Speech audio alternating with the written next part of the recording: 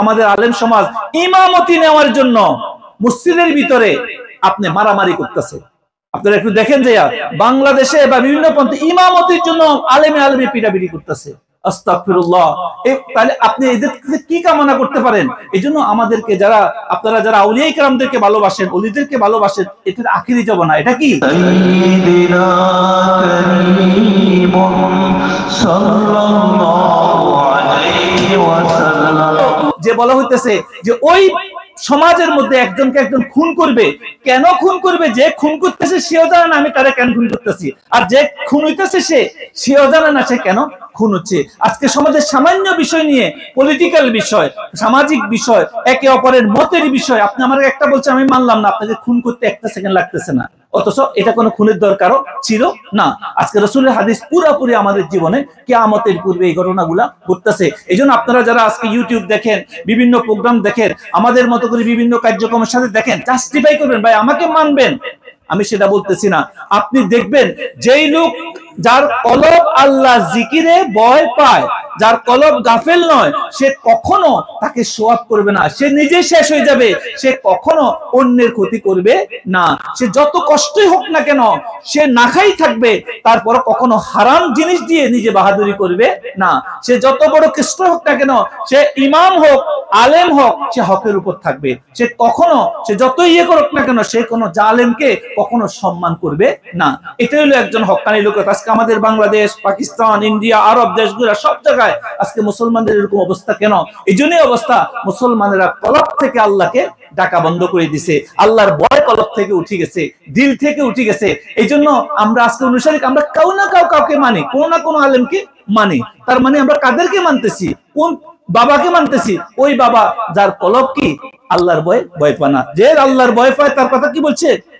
যে আল্লাহকে ভয় পায়, যে আল্লাহর ভয়ে কম্পিত, সে সর্ব অবস্থায় সে তাকে শেষ করে দিবে। সে দুনিয়ার পূজারী হবে না, সে নফসের পূজারী কি হবে না। এই জন্য আমাদের বর্তমান সমাজে, বর্তমান পরিস্থিতিতে আমরা কথা বলতে সাবধান। পলিটিক্যাল বিষয়, আলেমদের বিষয়, যে কোনো বিষয়, যারা আমাদের আউলিয়া আল্লাহদেরকে মানেন, তারা বাংলাদেশ থাকেন, বিভিন্ন প্রান্তে থাকেন, আপনারা কোনো একে অপরকে নিয়ে সমালোচনা না করি, নিজের ভিতরে কি কম আছে সেদিকে দেখেন। আপনি যাকে আজকে ভালো বলতেছেন, আমাকে ভালো বলতেছেন, কালকে আমার ভিতর থেকে এমন কিছু বাইরে আপনি লজ্জিত হবেন। কেননা বর্তমান সমাজে শুধু দুইটা কথা বলে দিলেই মনে হয় যেন উনি অনেক বড় কিছু হয়ে গেছেন। একটু সুন্দর করে গোছাই কথা বলতে পারলে, একটু কণ্ঠ ভালো, কোরআনের কারীম পড়তেছে, তাকে আমরা ভালো মনে করতেছি, তা নয়।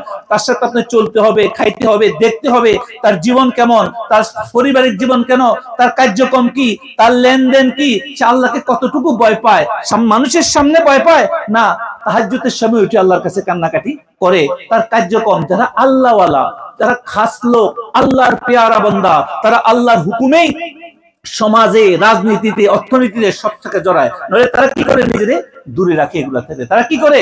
দূরে থাকে। হযরত ইমাম আজম আবু হানিফা রাহমাতুল্লাহ আলাইহির জীবনী দেখেন, তৎকালীন বাদশা তাকে বলছে যে তুমি কি করো, আমার প্রধান বিচারপতি কাজী হিসেবে আসো। তিনি বলছে আমি, আমার পক্ষে সম্ভব নয়, কারণ আমি আল্লাহ পাকের ইবাদতে এমন, কারণ বাদশার হুকুম, যদি আমি বাদশার বিচারপতি হই, তাহলে বাদশার হুকুম মানতে কি আমি বাধ্য, আর আমার পক্ষে সেটা সম্ভব নয়। এই জন্য তাকে কি করা হয়েছে? তাকে শহীদ করা হয়েছে।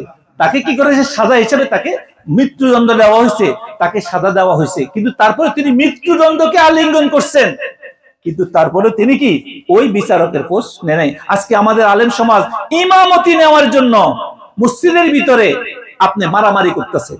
আপনারা একটু দেখেন যে বাংলাদেশে বা বিভিন্ন পন্থে ইমামতির জন্য আলেমে পিটাপিটি করতেছে। আস্তাগফিরুল্লাহ। তাহলে আপনি এদের কাছে কি কামনা করতে পারেন? এই জন্য আমাদেরকে আপনারা যারা আউলিয়া ইকরামদেরকে ভালোবাসেন, ওলিদেরকে ভালোবাসেন, এটার আখিরি জবানা এটা কি? আখেরি জবানা। চেষ্টা করেন নিজের ভিতরকে জাগানোর জন্য, চেষ্টা করেন কিছুক্ষণ করে মুরাকাবা মুশাহাদা করার জন্য, আপনি তাহাজ্জুদ গুজার হন, বেশি বেশি করে জিকির করেন, আর হালাল রাস্তায় চলার চেষ্টা করেন।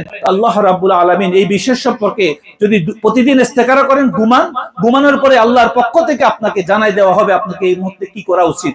বর্তমান জমানায় রাসূলুল্লাহ সাল্লাল্লাহু আলাইহি ওয়াসাল্লামের হাদিস, এই কথা বলে শেষ করব, বলতেছে তুমি ঘরের বিছনা হয়ে যাও। বিছনা পর্যন্ত, এই যে ম্যাট আছে না, বিছনা হয়ে যাও, এটা কিন্তু নিজে নিজে চলতে পারে না। বলছে যখন ঘরের বিছনা হয়ে যাবা, ঘরের বিছনা যখন কোনো দিকে মুভ করতে পারে না, আখেরি জামানায় তোমার মুখ বন্ধ করো, কথা কম বলো, যতটুকু পারো নিজেকে প্রয়োজনের বাইরে মানুষের সাথে বেশি কথা বলবা না, কোনো বিষয় নিয়ে কথা কম বলবা না, বেশিরভাগ আল্লাহ জিকিরে ফিকিরে থাকো, কারণ এটা শেষ জামানা। কারণ এখানে একজনকে একজন হত্যা করবে, দুজন জাহান্নামে যাবে।